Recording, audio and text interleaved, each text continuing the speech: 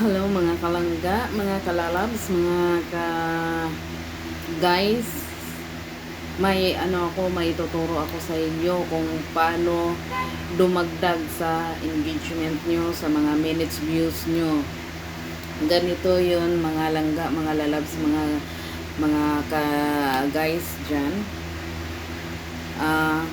Kapag may mag-live, may notif kayo sa isang kapwa creator na nag-follow sa inyo or kayo ang nag-follow sa kanila, and then nag-notif sa nyo, sa wall nyo. So sugurin nyo guys, sugurin nyo mga lalabs, mga langga, dahil isa rin palang malaking tulong kapag pinuntahan mo or sinugod mo yung live niya, lalo na pag umakyat ka sa live niya. Nakadagdag rin pala sa engagement at saka sa minutes views.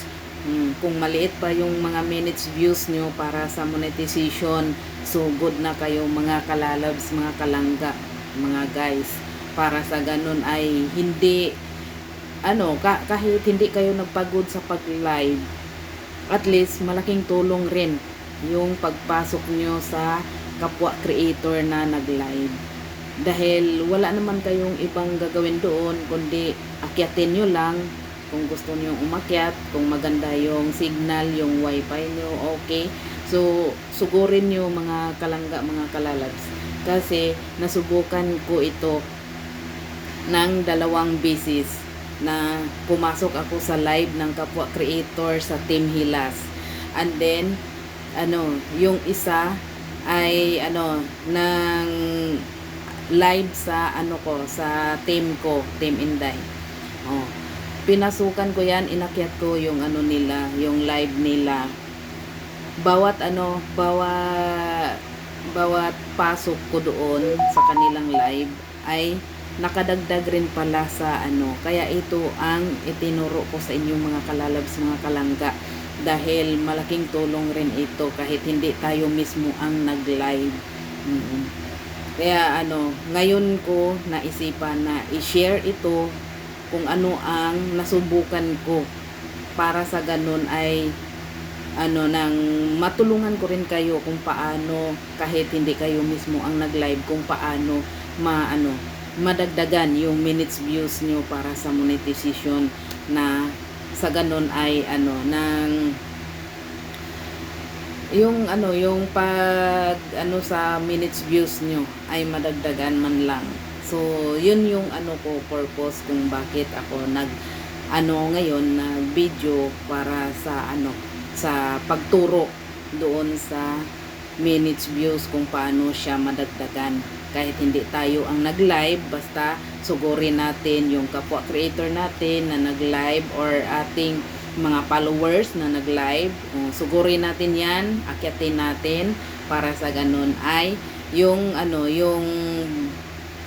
yung pag-akyat mo, yung pag-stable mo sa kanyang live ay madagdagan rin yung engagement mo at yung minutes views mo. Hindi lang pala ang nag-live mismo ang makatanggap doon sa engagement at saka minutes views.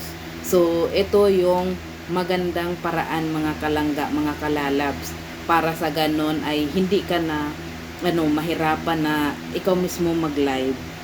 Ganon na lang ang gagawin nyo, mga kalalabs, mga kalangga, para sa sa magandang resulta. Kung masubukan nyo itong mga kalalabs, mga kalangga, masabi nyo talaga ay totoo yung sinabi ko.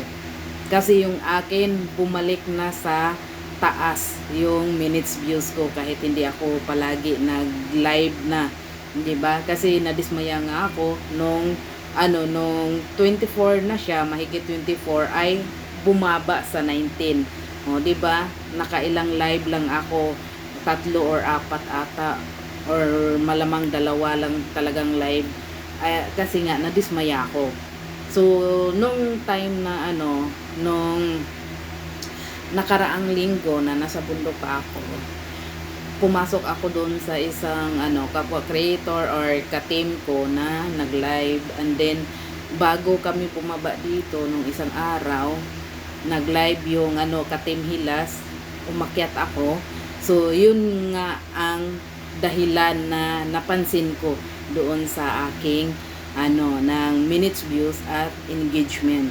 Pataas siya ng pataas. Kaya ito yung tinuro ko ngayon sa inyong mga kalalabs, mga kalangga, para sa ganun ay tumaas din yung engagement nyo at minutes views. Hindi na kayo mahirapan na mag-live na abutin pa yung isang oras or mahigit isang oras, kasi yan ang pinaka tamang oras na na maka-engagement ka. So, at least pagpasok mo pa lang, pag-akyat mo pa lang sa kapwa creator na nag-live, andoon na yung engagement mo. Madagdagan na walang hassle. Wala kang problema sa pag-live kung ano ang i-content mo or ano ang i-thoughts mo sa pag-live mo. So, ganun lang ang gawin nyo mga kalangga para magaan sa feelings nyo na hindi ka ma-hassle. Akyatin nyo lang, sugurin nyo lang yung kapwa creator na nag-live. And then, akyat kayo. Para sa ganun ay, sitting free lang kayo. Naka-engagement ka pa. Nagkaroon ka pa ng minutes views. So, ganun lang mga kalangga. Talagang nasubukan ko na talaga ito. Approve, super agreed yung, yung kalabasan. Kaya ito, tinuro ko sa inyo. Para sa ganun ay, masubukan nyo rin. Wala namang mawala kung susubukan natin, di ba? So ngayon naaprubahan ko na talaga na maganda yung result kapag sugurin mo ang kapwa creator na nag-live and then umakyat ka. So yun lang mga kalangga, mga kalalabs, mga guys, mga fellow creators, mga fellow followers. Ayan. Gawin yun na para sa ganun di kayo mahasol and setting free lang kayo. Darating na ang engagement na magandang kalabasan kapag ganun yung gagawin nyo. Okay? So, yun lang mga kalangga, mga kalalabs. Bagus! Salamat!